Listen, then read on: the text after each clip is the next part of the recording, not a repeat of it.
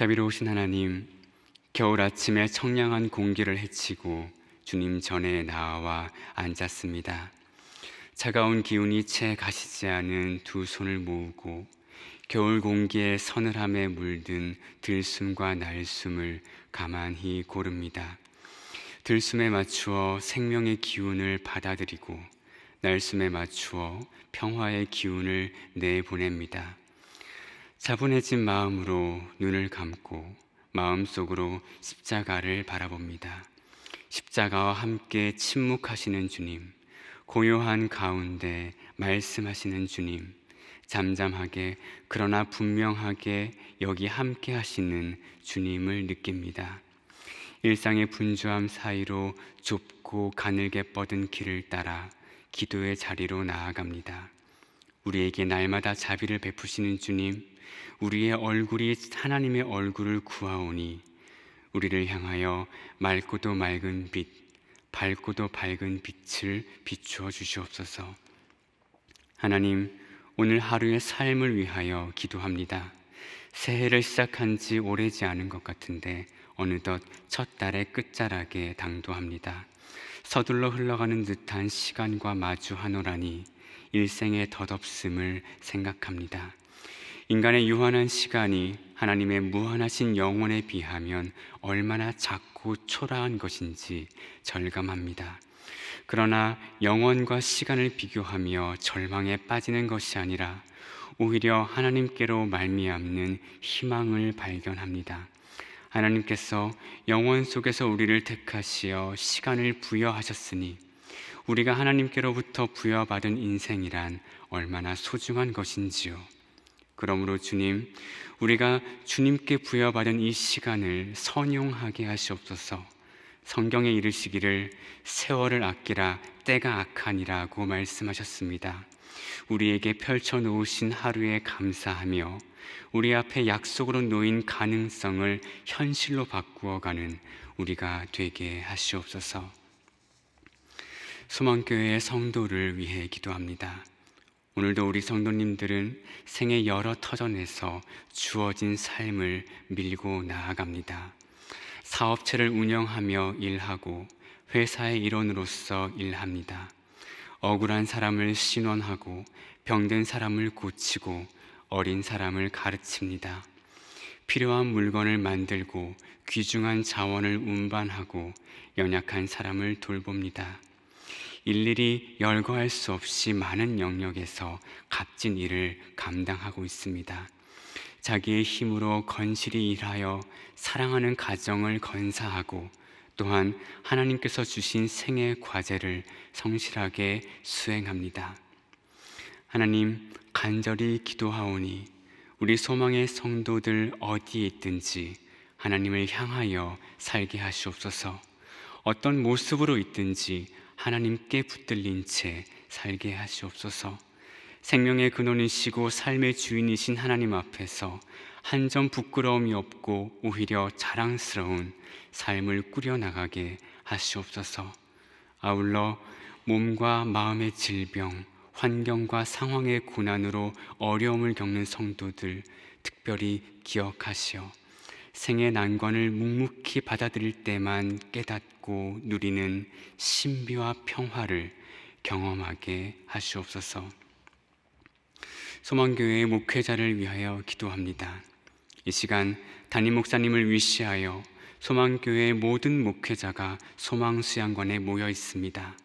어제부터 함께 모여 서로를 향하여 마음을 열며 교회 안에서의 하나됨을 공고히 하고 귀한 말씀을 들으며 목회자로서의 소명과 사명을 되새기고 올해의 사역 방향을 논의하며 함께 마음을 모아 기도합니다. 하나님, 이 아침에 소망의 모든 목회자를 위하여 기도합니다. 영유아 유치부 아동부, 청소년부와 대학 청년, 청년 플러스, 상담실과 샬롬 갈렙부 및 소망부, 온라인 사역과 브릿지 3040, 북방선교회와 세계선교부, 찬양사역과 문서사역, 모든 지구와 재직회 및 공동체, 이 모든 곳에서 60명에 가까운 목회자가 성실히 일하고 있습니다. 하나님께서 부르신 소명을 따라 있는 힘껏 사명을 감당하고 있습니다. 하나님, 모든 목회자를 하나님의 것으로 부르셨으니 그에 걸맞은 능력과 권능을 주시옵소서. 말씀의 권위가 있게 하시고 사랑의 권위가 있게 하시고 인격과 성품의 권위가 있게 하시옵소서. 혹 나이가 어리고 경험이 일천하더라도 누구든지 내 연수함을 업신여기지 못하게 하고 오직 말과 행실과 사랑과 믿음과 정절에 있어서 믿는 자에게 분이 되어 내가 이를 때까지 읽는 것과 권하는 것과 가르치는 것에 전념하라 시던 바울 사도의 권고를 힘입어 맡은 바 소임을 다 감당하는 데에 전심과 전력을 다하도록 하시옵소서. 무엇보다 김경진 담임 목사님을 붙들어 주시옵소서. 이 교회의 담임 목회자로 불러 세우셨으니 날마다 성령님의 능력을 경험하게 하시옵소서. 말씀의 능력을 주시어 살아있는 하나님의 말씀을 힘있게 설교하게 하시고 하늘의 지혜를 주시어 교회의 여러 사정을 살피고 해칠 때마다 절묘한 길을 찾게 하시옵소서. 몸과 마음과 영혼을 날마다 강건하게 하시어 하나님께서 맡기신 일을 감당하는 데에 어려움이 없도록 하시옵소서. 목회의 여정 속에서 날마다 샘솟는 기쁨과 감사와 소망의 경험이 끊이지 않게 하시옵소서. 이제 말씀을 받고자 합니다. 숨을 고르고 정신의 결을 가지런히 합니다. 하늘의 뜻을 향하여 우리 마음을 활짝 엽니다. 말씀을 통하여 우리를 깨우치시고 한 세상 살아갈 힘도 주시옵소서. 주님의 말씀이 우리 속에 넘실거릴 때 그것이 기쁨이고 능력인 줄 압니다. 하나님, 이 아침에도 우리의 영혼을 소생시키시고 하나님의 이름을 위하여 의의 길로 인도하시옵소서. 우리 주 예수 그리스도의 이름으로 기도합니다. 아멘. 이 아침에 하나님께서 우리에게 주시는 말씀은 역대하 29장 1절에서 19절입니다. 하나님의 말씀을 다 함께 한 목소리로 받들어 읽겠습니다. 히스기야가 왕위에 오를 때에 나이가 25세라 예루살렘에서 29년 동안 다스리니라. 그의 어머니의 이름은 아비야요 스가랴의 딸이더라. 히스기야가 그의 조상 다윗의 모든 행실과 같이 여호와 보시기에 정직하게 행하여 첫째 해 첫째 달에 여호와의 전 문들을 열고 수리하고 제사장들과 레위 사람들을 동쪽 광장에 모으고 그들에게 이르되 레위 사람들아 내 말을 들으라. 이제 너희는 성결하게 하고 또 너희 조상들의 하나님 여호와의 전을 성결하게 하여 그 더러운 것을 성소에서 없애라. 우리 조상들이 범죄하여 우리 하나님 여호와 보시기에 악을 행하여 하나님을 버리고 얼굴을 돌려 여호와의 성소를 등지고 또 낭실문을 닫으며 등불을 끄고 성소에서 분향하지 아니하며 이스라엘의 하나님께 번제를 드리지 아니하므로 여호와께서 유다와 예루살렘에 진노하시고 내버리사 두려움과 놀람과 비웃음거리가 되게 하신 것을 너희가 똑똑히 보는 바라. 이로 말미암아 우리 조상들이 칼에 엎드려지며 우리의 자녀와 아내들이 사로잡혔느니라. 이제 이스라엘의 하나님 여호와와 더불어 언약을 세워 그 맹렬한 노를 우리에게서 떠나게 할 마음이 내게 있노니 내 아들들아 이제는 게으르지 말라. 여호와께서 이미 너희를 택하사 그 앞에 서서 수종들어 그를 섬기며 분향하게 하셨느니라. 이에 레위 사람들이 일어나니 곧 그핫의 자손 중 아마스의 아들 마핫과 아사랴의 아들 요엘과 무라리 자손 중 압디의 아들 기스와 여할렐렐의 아들 아사랴와 게르손 사람 중 심마의 아들 요아와 요아의 아들 에덴과 엘리사반의 자손 중 시므리와 여우엘과 아삽의 자손 중 스가랴와 mat다냐와 헤만의 자손 중 여후엘과 시므이와 여두둔의 자손 중 스마야와 우시엘이라. 그들이 그들의 형제들을 모아 성결하게 하고 들어가서 왕이 여호와의 말씀대로 명령한 것을 따라 여호와의 전을 깨끗하게 할세. 제사장들도 여호와의 전 안에 들어가서 깨끗하게 하여 여호와의 전에 있는 모든 더러운 것을 끌어내어 여호와의 전 뜰에 이르매 레위 사람들이 받아 바깥 기드론 시내로 가져갔더라. 첫째 달 초하루에 성결하게 하기를 시작하여 그달 초 8일에 여호와의 낭실에 이르고 또 8일 동안 여호와의 전을 성결하게 하여 첫째 달 16일에 이르러 마치고 안으로 들어가서 히스기야 왕을 보고 이르되 우리가 여호와의 온 전과 번제단과 그 모든 그릇들과 떡을 진설하는 상과 그 모든 그릇들을 깨끗하게 하였고 또 아하스 왕이 왕위에 있어 범죄할 때에 버린 모든 그릇들도 우리가 정돈하고 성결하게 하여 여호와의 제단 앞에 두었나이다 하니라. 아멘.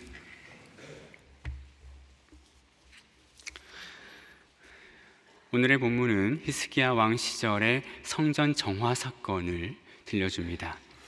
본문의 내용을 간추리면 다음과 같습니다. 히스기야 왕은 즉위하자마자 성전을 수리할 것을 명령합니다. 제사장과 레위 사람들을 불러 모으고 사명을 부여합니다. 히스기야의 연설을 요약하면 이렇습니다. 성전을 성결하게 하여라. 우리 조상이 하나님을 배반하여 당한 고난을 너희도 알지 않느냐. 성전을 성결하게 하여라. 우리 조상이 망했던 그 역사를 너희 알지 않느냐. 왕의 명령이 내리자마자 레위인 중 여러 사람이 왕의 명령을 받들어 실행합니다. 8일씩 2번에 걸쳐 성전을 정화하는데 이것이 본문의 내용입니다. 본문의 내용을 더 이해하기 위해서 2절과 3절의 관계 그리고 6절과 8절의 관계를 살펴보겠습니다. 2절과 3절은 긴밀하게 연결되어 있습니다. 다시 한번 읽습니다. 2절입니다. 히스기야와 그의 조상 다윗의 모든 행실과 같이 여호와 보시기에 정직하게 행하여 첫째 해 첫째 달에 여호와의 전 문들을 열고 수리하고. 본문 보시면 여호와 보시기에 정직하게 행하는 것과 여호와의 전 문들을 열고 수리하는 것은 거의 하나의 행동으로 간주됩니다. 그리고 그 행동들은 여호와의 전 문들을 열고 수리하는 것, 5절에 있는 그 내용과도 이어지죠. 이것은 단지 인테리어 공사를 하라는 뜻이 아니겠습니다. 성전을 성결하게 하라는 명령입니다. 아무튼 여호와 보시기에 정직하게 행하는 것과 여호와의 전을 열고 수리하는 것, 이것은 거의 하나의 행동처럼 여겨집니다. 그리고 넘어가서 6절과 8절의 관계를 살펴보겠습니다. 먼저 6절과 거기에 이어지는 7절까지 읽습니다. 우리 조상들이 범죄하여 우리 하나님 여호와 보시기에 악을 행하여 하나님을 버리고 얼굴을 돌려 여호와의 성소를 등지고 또 낭실문을 닫으며 등불을 끄고 성소에서 분향하지 아니하며 이스라엘의 하나님께 번제를 드리지 아니하므로. 히스기야는 조상의 행적을 더듬습니다. 그들은 하나님 보시기에 악을 행했고 하나님을 버렸고 하나님에게서 얼굴을 돌렸고 여호와의 성소를 등졌습니다. 그 결과가 무엇입니까? 8절과 9절입니다. 함께 읽습니다. 여호와께서 유다와 예루살렘에 진노하시고 내버리사 두려움과 놀람과 비웃음거리가 되게 하신 것을 너희가 똑똑히 보는 바라. 이로 말미암아 우리 조상들이 칼에 엎드려지며 우리의 자녀와 아내들이 사로잡혔느니라. 그 결과는 유다가 외적의 침입에 시달렸던 그 시간들이죠. 아마 28장에 기록된 아람, 이스라엘, 에돔 그 이방 나라들의 침략을 가리키겠죠. 그럼 정리하면 이렇게 말할 수 있겠습니다. 여호와 보시기에 정직하게 행하는 것, 여호와 보시기에 정직하게 행하는 것, 그리고 성전을 수리하는 일, 그리고 외적의 침입을 방지하는 일, 이 세 가지는 연결되어 있습니다. 그렇죠? 이 세 가지는 연결되어 있습니다. 먼저 이것을 이해하고 넘어가야겠습니다. 오늘의 본문은 사실 피상적으로 읽기에 쉽습니다. 수박 겉핥는 식으로 이해할 수도 있습니다. 이를테면 이런 식이죠. 아, 하나님을 떠나니 벌을 받는구나. 그러므로 성전을 바로 세워야 복을 받는구나. 오늘 본문을 피상적으로 이해하면 이렇게 됩니다. 하나님을 떠나니 벌을 받는구나. 그러므로 성전을 바로 세워야 복을 받는구나. 그래서 결론은 뭐다? 교회를 열심히 다니자. 예배에 빠지지 말자. 교회에 충성하자. 교회 일에 돈과 시간과 열정을 아낌없이 드리자. 이 말이 좋은 말이고 틀리지 않은 말입니다. 그러나 오늘 본문의 결론으로 삼기에는 조금 부족하다고 말할 수 있겠습니다. 오늘 본문의 것만이 아니라 속사를 이해하려면 방금 읽은 본문의 내용과 내용 사이의 관계를 꼼꼼하게 들여다봐야 하겠습니다. 자, 우선 보겠습니다. 히스기야 왕은 성전을 성결하게 하라고 합니다. 성전을 거룩하게 하라고 하죠. 비단 내부를 청소하라는 말만이 아니라 이 말은 성전 기능의 정상화입니다. 성전 기능의 정상화. 성전의 기능은 무엇인가요? 우선 속죄와 축복이라고 말할 수 있겠죠. 속죄는 인간이 하나님에게 나아가는 일입니다. 축복은 하나님께서 인간에게 다가오시는 일이죠. 성전은 기본적으로 하나님과 인간이 교류하는, 하나님과 인간이 만나는 매개의 장소입니다. 그러나 무엇보다 성전은 거룩의 학교이죠. 성전은 이스라엘 민족에게 거룩을 가르치는 곳입니다. 레위기 10장에서 나답과 아비후가 다른 불을 들이다가 죽었을 때 하나님은 아론에게 이렇게 말씀하셨습니다. 너와 너의 자손들이 회막에 들어갈 때에는 포도주나 독주를 마시지 말라. 그리하여 너희 죽음을 면하라. 이는 너희 대대로 지킬 영영한 규례라. 그리하여야 너희가 거룩하고 속된 것을 분별하며 부정하고 정한 것을 분별하고 또 나 여호와가 모세를 통하여 모든 규례를 이스라엘 자손에게 가르치리라. 레위인은 술을 마시지 말아야 합니다. 비단 술이라는 물질이 나쁘고 악해서가 아니죠. 레위인은 절제를 배우고 실천해야 하기 때문입니다. 레위인은 절제를 배우고 실천해야 합니다. 절제는 고린도전서 10장 23절의 말씀, 모든 것이 가하나 모든 것이 유익한 것이 아니요, 이 말씀을 행동으로 옮기는 일입니다. 절제는 모든 것이 가능하지만 모든 것이 유익하지 않다는 말씀을 우리 삶으로 실천하는 일입니다. 할 수 있지만 하지 않는 것이죠. 삶에 일정한 제한, 제약을 부과하는 일입니다. 일상에서 절제할 줄 아는 제사장만이 거룩한 것과 속된 것, 부정한 것과 정결한 것을 분별할 수 있습니다.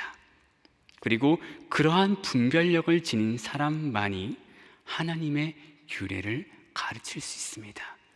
이것이 레위기 10장의 말씀이죠.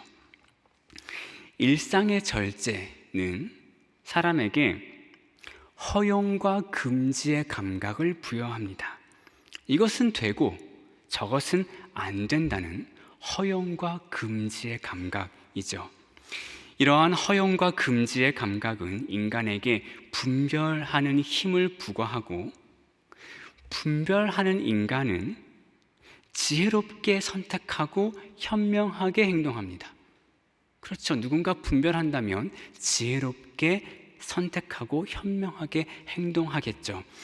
이것이 거룩의 학교, 성전이 하는 일입니다. 성전은 이것을 가르치는 학교입니다.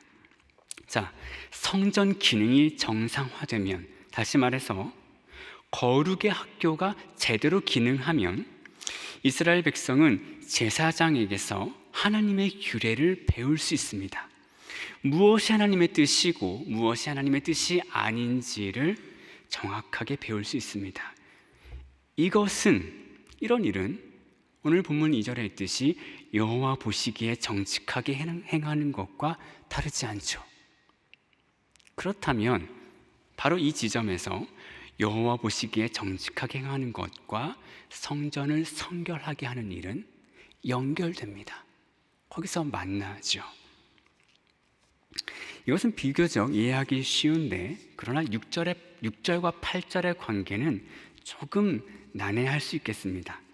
성전을 성결하게 하는 일이 외적의 침입을 방지하는 일과 연결되어 있다는 그런 말이죠. 이 말씀을 천천히 짚어보겠습니다.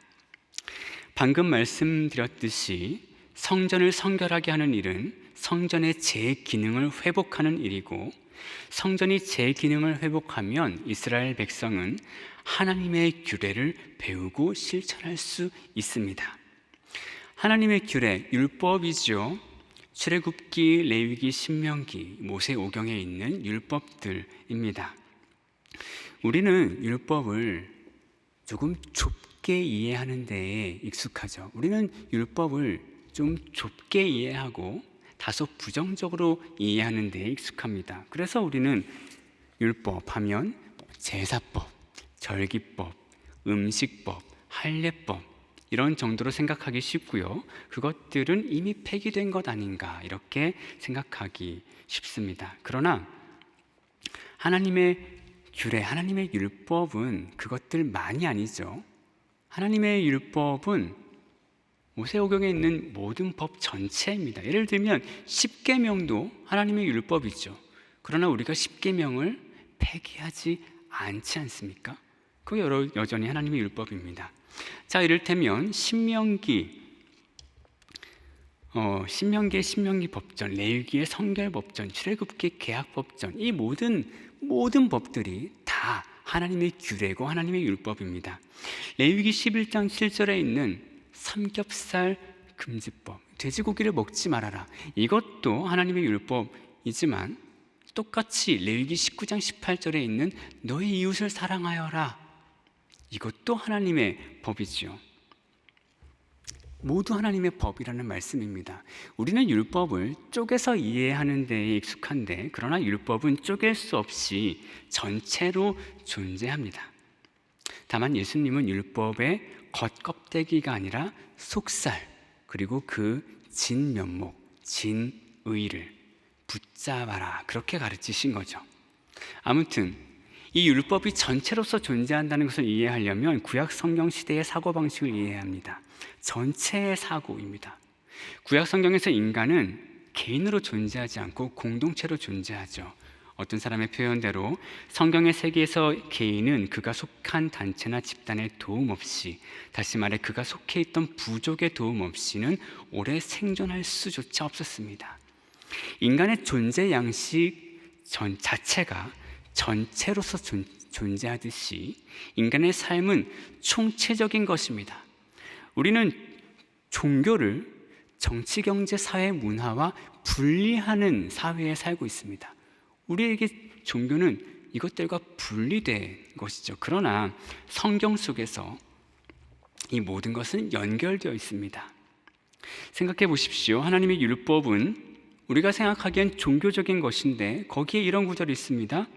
왕의 행동을 제약하여라. 왕은 군마, 후궁, 은금을 많이 둘 수 없다. 신명기 17장 말씀이죠. 율법은 종교에 개입합니다.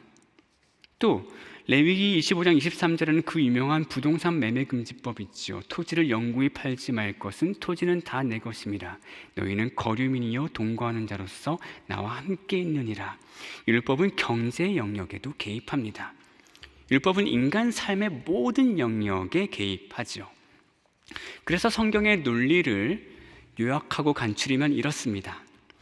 사람이 하나님을 향하여 살고 하나님의 뜻을 분별하여 실천하면 그러한 실천은 나라의 정치와 경제를 안정시키고, 정치와 경제가 안정된 나라는 부강하게 되어서 사회적으로 평안하고 문화적으로 건전하여서 내부적으로 건강하게, 견고하게 된다. 그럼 외적으로 부강하고 내적으로 견고한 나라가 외적의 침입에 취약할 리가 있겠는가? 이것이 성경의 논리입니다. 이런 맥락에서 구약 성경에 말하는 평화인 샬롬은 총체적인 평화이죠. 샬롬은 내면의 평화만을 말하지 않습니다. 정치와 경제, 사회와 문화 모두 포함하는 인간 삶의 모든 조건이 조화로운 상태, 인간을 둘러싼 모든 상황들이 조화롭게 되어 있는 그 상태를 샬롬, 평화라고 합니다. 바로 여기서 6절과 8절, 다시 말해서 성전을 성결하게 하는 일과 외적의 침입을 방지하는 일이 서로 연결되죠. 성전을 성결하게 하면 성전이 제 기능을 회복하고, 성전이 제 기능을 회복하면 성전은 거룩의 학교가 되고, 성전이 거룩의 학교가 되면 이스라엘 모든 백성은 선악을 분별해서 선한 것을 행동하고, 선한 것을 행동하며 삶의 모든 영역이 안정되고, 삶의 모든 영역이 안정되면 나라가 부강하죠. 이것이 오늘 본문의 내용과 내용 사이의 관계입니다. 이제 이 말씀을 우리 삶에 배치하겠습니다. 교회는 성전의 기능을 일부 계승하죠. 교회는 거룩의 학교로 기능해야 합니다.